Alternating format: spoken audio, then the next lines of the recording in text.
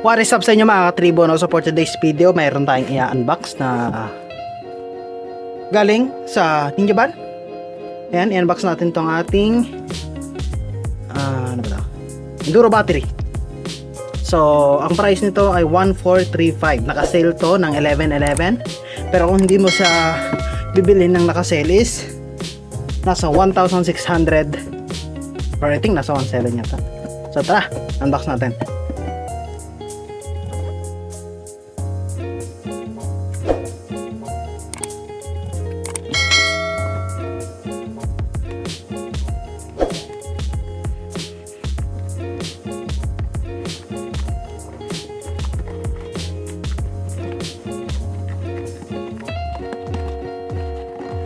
Sobrang excited ko dito mga tribo. Tagal ko nung gusto magkaroon nito. As you can see, yun ang ating package. Set aside.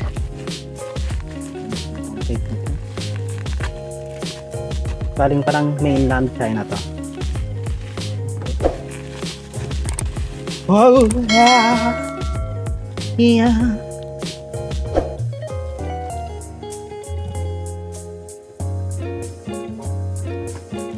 So, ang una namin pagtatagpo.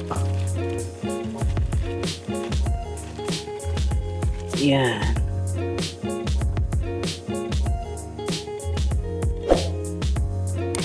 Yan.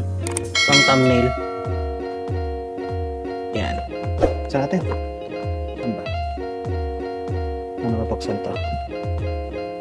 Ito.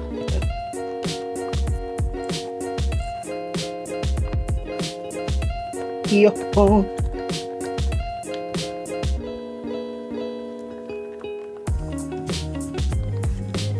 Yo. Uy, nalaglag siya, men. Meron tayo dito quick start guide, lifetime warranty. Wala na kasi nalaglag sa baba.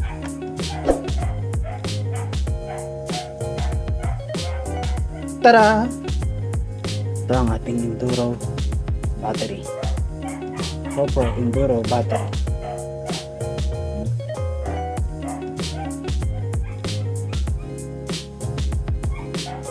Ngayon naman, susubukan natin tong ating Enduro battery sa ating GoPro Hero 9.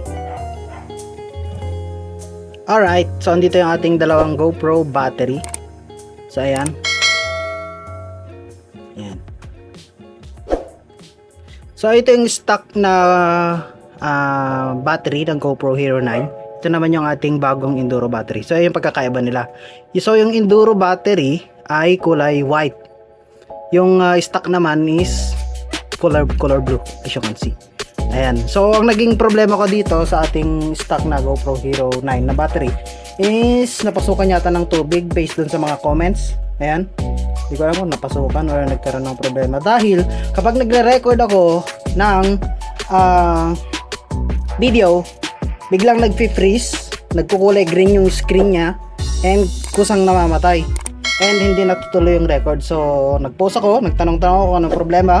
Then, sabi ng mga kasama ko, sabi doon sa group ng GoPro Philippines is itong battery nga ang problema. So, that's why bumili tayo ng ating Enduro battery. Ayan. So, dito yung ating GoPro Hero 9. So, isang buwan din itong natenga. So, ngayon susubukan natin. Okay, so ito ay media mode nga pala mga katriba. GoPro media mode. So, ayan. Pasok natin. Ayan.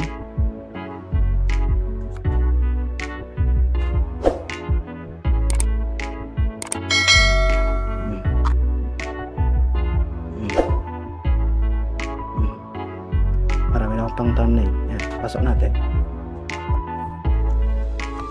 Chok. Umilaw? Umilaw ba? Yun, umilaw. Siya kasi umilaw. Then, power switch on natin. Alright.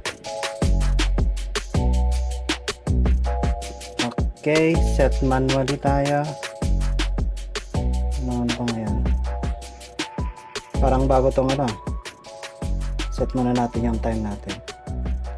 Ano ba ngayon? 14. 14 ba ngayon? Okay, 14 and 20, 23. Time. Anong time? 2:28. 2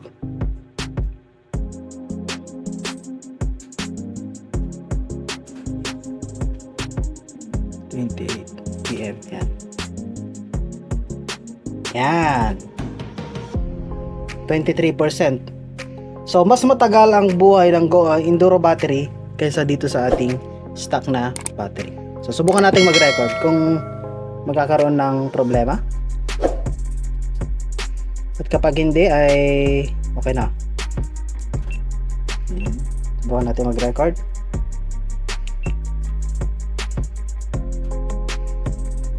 For 5 minutes.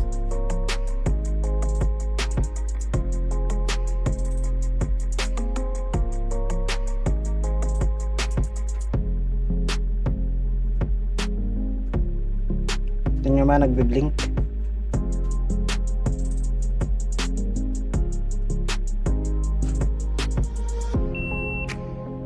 SD card error daw.